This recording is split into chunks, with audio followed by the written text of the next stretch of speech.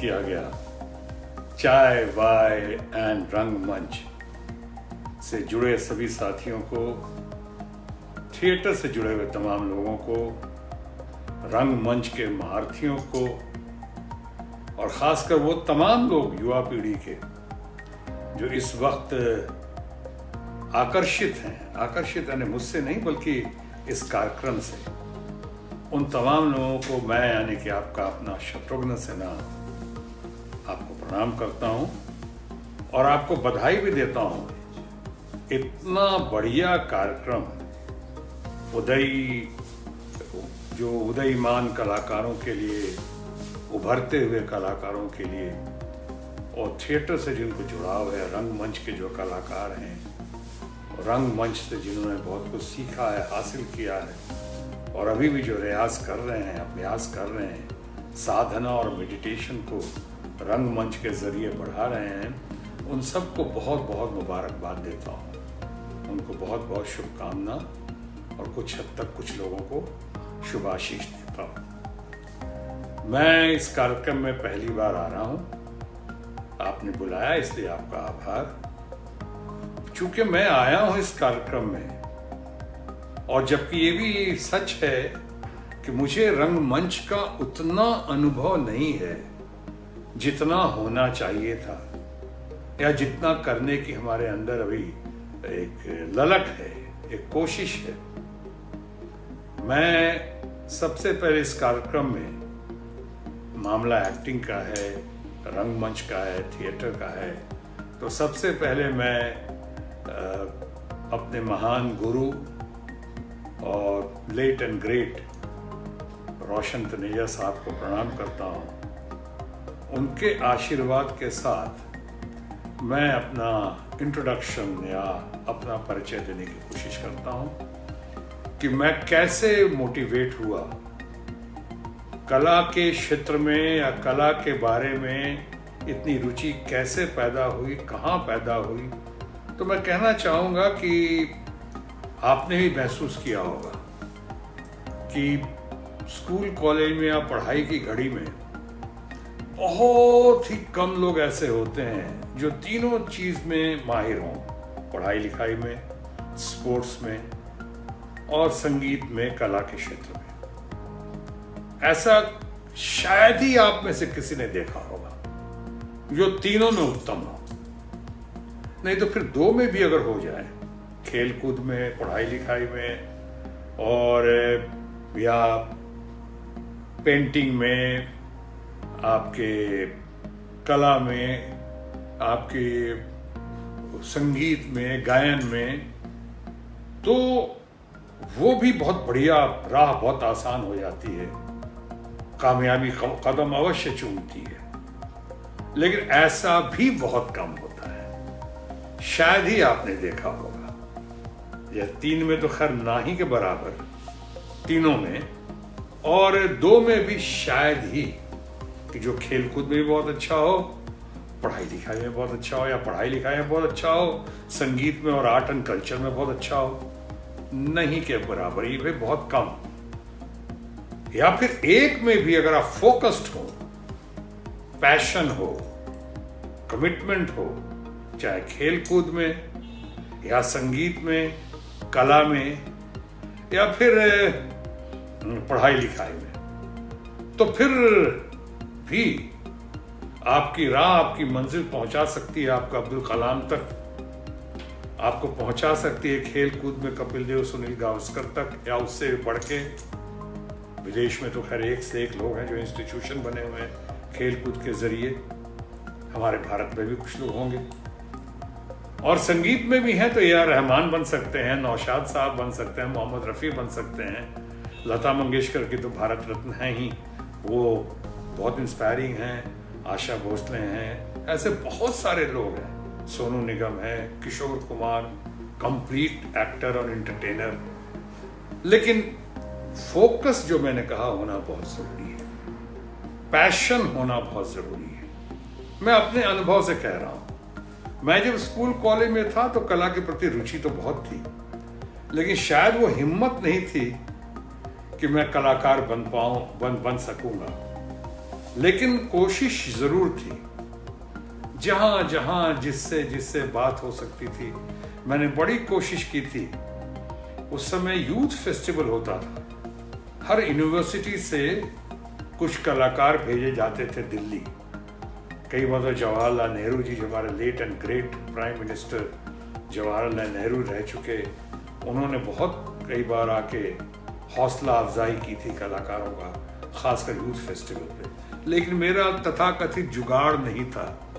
अब जुगाड़ नहीं था इसलिए मैं वहां तक नहीं पहुंच सका। लोग कहते थे टैलेंटेड था, इसलिए कुछ लोगों ने मुझे राय दी कि FTII पूना फिल्म इंस्टीट्यूट शुरू हुआ है और वहां पे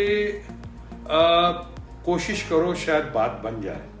कला के क्षेत्र में एक्टिंग का कोर्स शुरू हुआ है और उस समय मैंने अप्लाई किया। बाकी तो इतिहास है, कैसे हुआ, घर वालों की क्या मंशा थी, किसने हमें साथ दिया, नहीं साथ दिया। लेकिन हाँ, परिवार में चारों भाई और हम चार भाई, राम लखन भरत शत्रुघ्न, घर का नाम रामायण तभी तो है।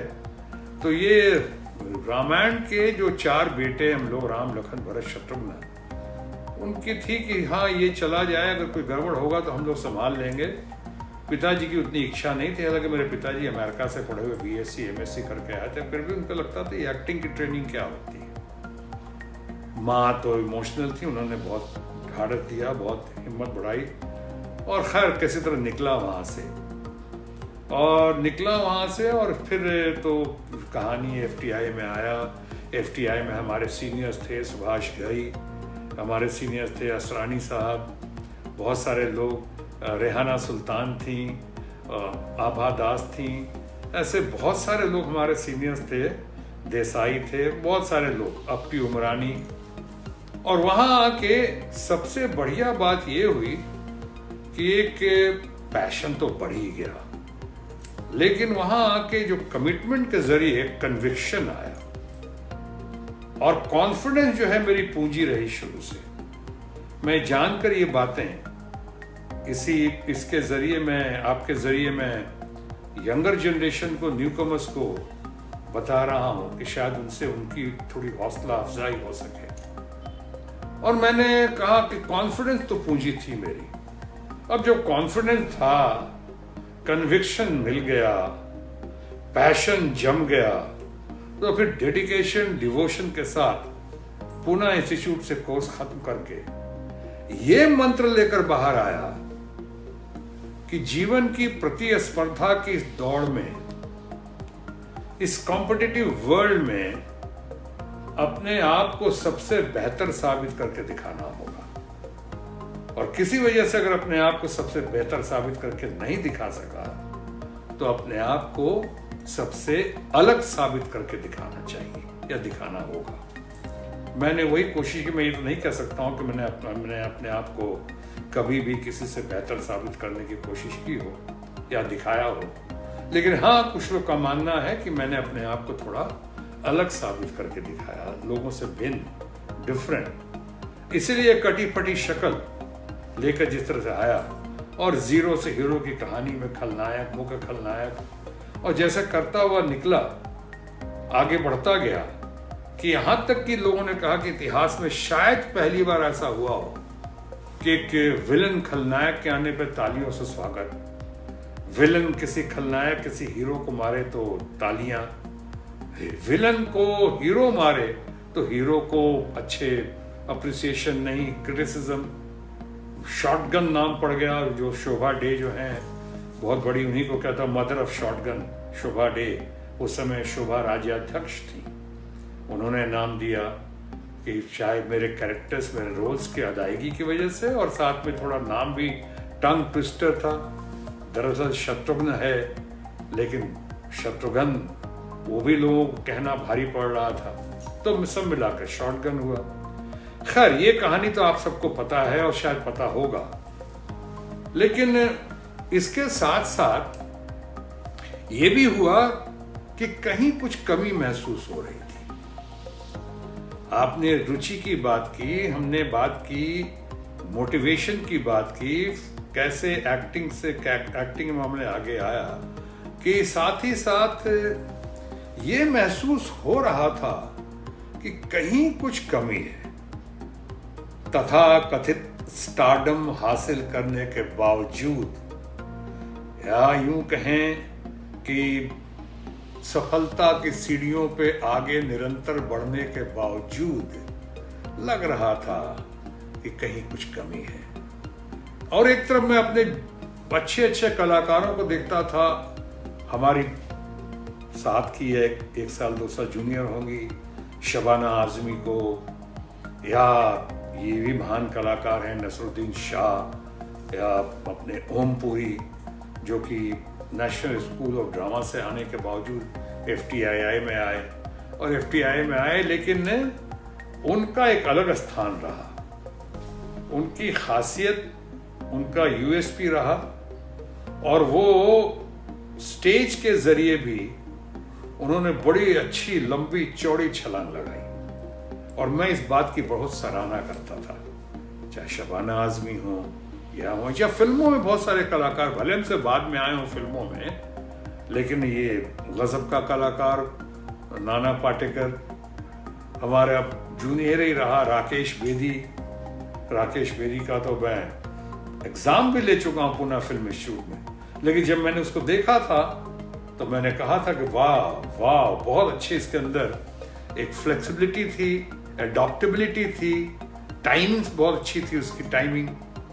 इसी तरह से मैं इन लोगों को देखता गया, फिल्मों में आया, मैं देखता था कि फिल्मों के डायरेक्शन के बावजूद रमेश तलवार या रमन कुमार, इतने बढ़िया बढ़िया लोग, इतने अच्छे लोग। रमेश तलवार से तो मैंने बहुत कुछ सीखा भी, हमारे जिस प्ले में मैं अंतोगत का बहुचर्चित प्ले में मैंने काम किया, पति पत्नी, और मैं उसके निर्देशक में रहे, कभी कभी उसमें काम भी किया। संजय गुराड़िया बहुत ही बढ़िया, टाइमिंग का तो मास्टर है वो आदमी, इतना बढ़िया है।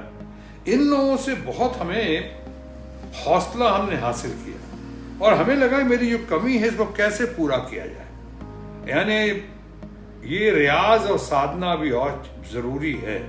और मेरा ये मानना है, और आप भी इस बात से यकीन रखेंगे, कि दुनिया के बड़े से बड़े महान कलाकारों को आप देखें, या तो वो स्टेज की दुनिया से फिल्मों में आए हैं, या फिल्मों में आने के बावजूद वो स्टेज पे गए हैं अपने अभ्यास के लिए, अपने मेडिटेशन के लिए, अपने रियाज के लिए। चाहे आप चरकासव का नाम लें, रशियन कलाकारों का नाम लें, स्टैनिस्लाविस्की का नाम लें, या आप अपना डीन मार्टिन का नाम लें, सिनाट्रा का नाम लें, रॉबर्ट डिनेरो का नाम लें, आप सोफिया लॉरेन का नाम लें, पीटर ओटूल का नाम लें। ऐसे बड़े बड़े महान कलाकार जो हैं, उनको आपने जब देखा, और डस्टिन हॉफमैन, ये लोग स्टार बनने के बावजूद भी स्टेज पे गए, और स्टेज से स्टार बने, और स्टार बनने के बाद फिर स्टेज पे गए, अभ्यास के लिए, रियाज के लिए, साधना के लिए, मेडिटेशन के लिए। और मैंने देखा इससे चमक बहुत बढ़ गई लोगों की। भारत में भी अपने हमारे फ्रेंड फिलोसफर गाइड रहे, बहुत अच्छे मेरे फ्रेंड थे, आज तक उनकी कमी महसूस करता हूँ, और बहुत महान कलाकार के श्रेणी में उनको कह सकते हैं, रख सकते हैं। संजीव कुमार, आप में से तो बहुतों के लिए होंगे वो हरि भाई जरी वाला, लेकिन चूंकि मुझसे सीनियर थे और मेरे फ्रेंड फिलोसफर और गाइड थे, मैं उनको कहता था हमेशा हरि भाई के बदले संजीव भाई कहता था, संजीव कुमार कहता था। उनसे बहुत कुछ सीखने को मिला। जब वो काम करते थे फिल्मों में, जो उनका फोकस देखता था काम करे, या डबिंग जब करते थे, डबिंग करते वक्त जो जिस तरह से वो केंद्रित होकर डबिंग करते थे, तमाम अपने मूड को, अपनी पर्सनैलिटी को, जिसमें, लेकिन हाँ, बहुत लोग का कहना, बहुत लोग का मानना है कि थिएटर एक्टिंग में, चाहे रंगमंच में, आप एक मेथड एक्टर हो जाते हैं। मेथड एक्टर, ये मैं समझता हूँ कुछ इंटेलेक्चुअल्स और सूडो इंटेलेक्चुअल्स की बातें होती हैं। मैंने बहुत सारे कलाकारों को देखा है और सुना उनके बारे में कि वो फ्लो से चलते हैं। सोफिया लॉरेन फ्लो से चलती थी, लिज टेलर फ्लो से चलती थी, हमारे ये अपने रिचर्ड बर्टन फ्लो से चलते थे। या फिर हमारे यहाँ देखिए संजीव कुमार को, अच्छे अच्छे एक्टरों को देखा हमने। नसरुद्दीन शाह की कोई प्ले तो नहीं देखी है, लेकिन उनकी बेटी या बेटे का प्ले देखा था, फैंटास्टिक, बहुत बढ़िया था। मैंने जब जब मौका मिला प्ले देखा, प्ले से सीखने की कोशिश की है। और मैंने इसीलिए फिल्म इंस्टीट्यूट में मैंने एक ही प्ले किया था जिसमें हमारी भी प्रशंसा हुई थी, और वो थी फिल्म प्ले यात्री। हमारे लेट एंड ग्रेट रोशन तनेजा साहब ने डायरेक्ट किया था। उसके बाद यहाँ आकर लोगों के बढ़ावा हौसला अफजाई करने पे, चाहे संजय गुराड़िया हो कि हमारे अपने रमेश तलवार हो कि रमन हो कि राकेश बेदी हो, इन लोगों ने इतना हमें इनकरेज किया कि मैंने टाइमिंग सीखने के लिए और टाइम को निकाल कर, टाइम को एक किनारे करके मैंने भरपूर समय दिया इस प्ले को, पति पत्नी और मैं, और बहुत ही अच्छा लगा, बहुत बढ़िया एक्सपीरियंस। बहुत कुछ आप उससे सीखते हैं, उससे मैच्योरिटी और आती है, उससे आपकी परिपक्वता के साथ साथ कॉन्फिडेंस बढ़ता है। मैं आपको बताऊं, मुझसे कई लोग पूछते हैं कि थिएटर की एक्टिंग में और फिल्मों की एक्टिंग में ज्यादा मुश्किल कौन सा होता है। अब ये कहना मुश्किल है कि मुश्किल कौन है या किस में ज्यादा मुश्किलात आप पाते हैं, थिएटर एक्टिंग में या ये रंगमंच पे या सिनेमा में। मैं कहना चाहूंगा दोनों की अपनी अपनी बातें हैं, लेकिन खास बात जो थिएटर की है, जो आपको डिसिप्लिन, अनुशासन का तो बता दूं, अभी आपने कोकोनट थिएटर ने एक कार्यक्रम 4 बजे का मुझे दिया था और एग्जैक्टली 4 बजे शुरू हुआ। ये अनुशासन वहां देखा। आपके वॉइस कल्चर, अगर आप फिल्म इंस्टीट्यूट में आप सीखते हैं डिक्शन, प्रोनाउंसिएशन, स्पीच, यानी आप एक्टिंग, प्रोजेक्शन, तो लेकिन वॉइस प्रोजेक्शन और कैसे एक से रैपो पैदा करना पूरे ऑडियंस में लास्ट तक, ये तो स्टेज से ही आता है। तो स्टेज का अपना डिसिप्लिन है। और रंगमंच मैं समझता हूँ दुनिया के लिए सबसे बढ़िया वर्कशॉप अगर कोई है और हो सकता है तो वो है रंगमंच। रंगमंच कहते हैं ना, मदर ऑफ ऑल एक्टर्स कह सकते हैं थिएटर, कि जिससे आप इतने मजबूत होते हैं, परिपक्वता आती।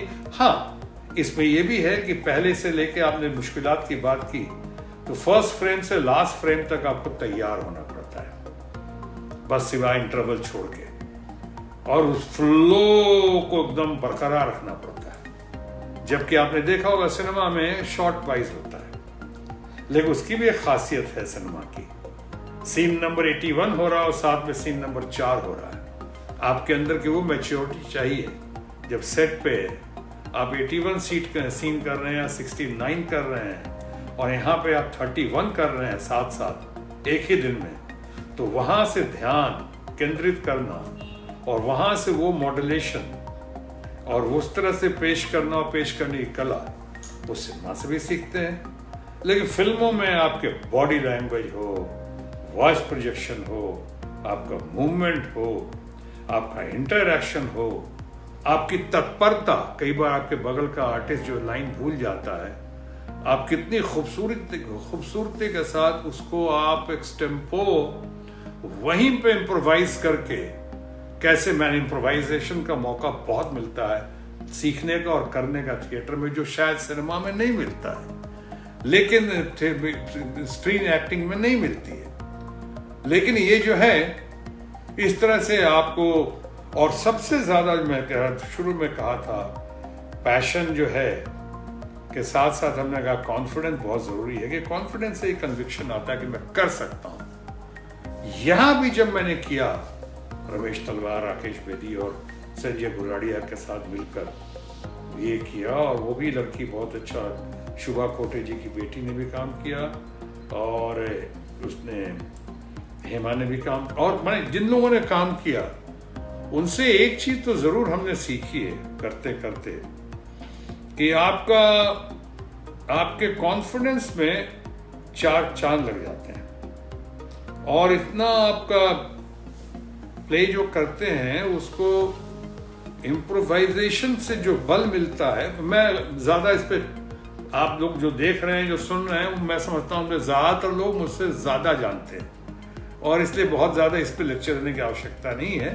बहरहाल मेरे स्टेज का, रंगमंच का एक्सपीरियंस बहुत अच्छा रहा और मैंने जो किया यहाँ पे उसको हमेशा, जैसे मैंने कहा कि एक वर्कशॉप समझ के थिएटर में एक सीखने की भावना से, लर्निंग कैपेसिटी को बढ़ाने के लिए और उसके जरिए फिल्मों में अपने अर्निंग कैपेसिटी को बढ़ाने के लिए, ट्रू सेंस में मैं समझता हूं थिएटर से बढ़िया, रंगमंच बढ़िया और कुछ नहीं हो सकता। इसलिए मैं आभारी हूं। मैं आज भी कहना चाहता हूं, कई बार कहता हूं, ये पैंडेमिक चल रहा है कोरोना वायरस का, इसमें थिएटर्स के लोगों को या फिल्मों के लोगों को मैं हमेशा कहता हूं, एक सीनियर के नाते, तजुर्बे के आधार पे, कि इसको हमेशा कोशिश करें अब प्लान बी के लिए।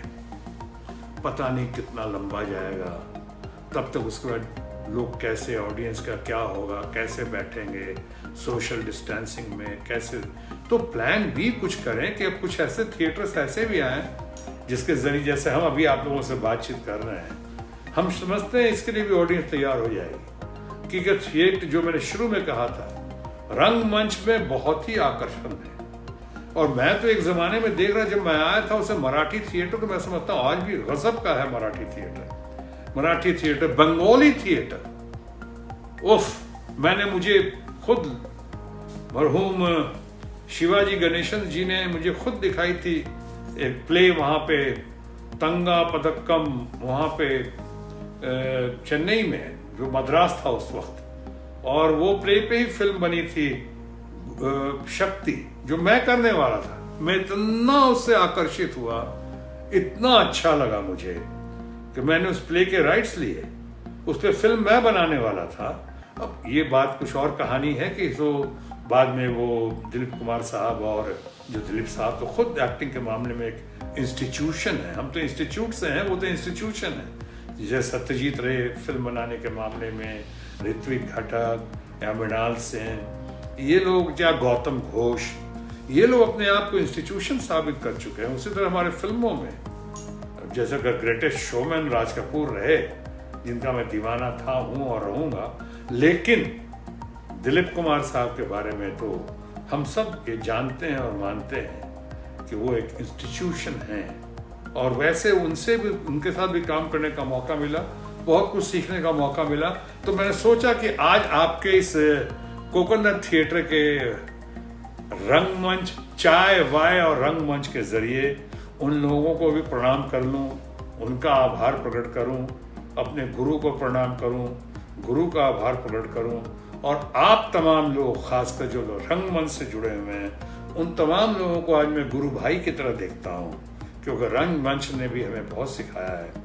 अभी ओम कटारिया जी आए थे हमारे पास, बहुत उनका प्ले देखा, गजब का प्ले था।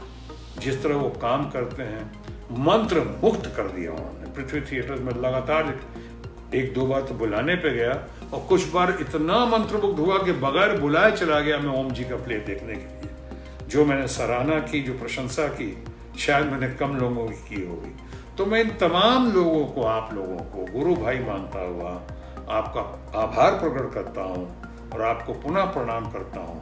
और आपको अगर कभी भी मेरी कोई आवश्यकता महसूस हो, अगर मैं कुछ भी कलाकार के नाते या सामाजिक दृष्टिकोण से कुछ मैं आपके काम आ सकूं, तो मैं समझता हूं ये मेरा कर्तव्य होगा।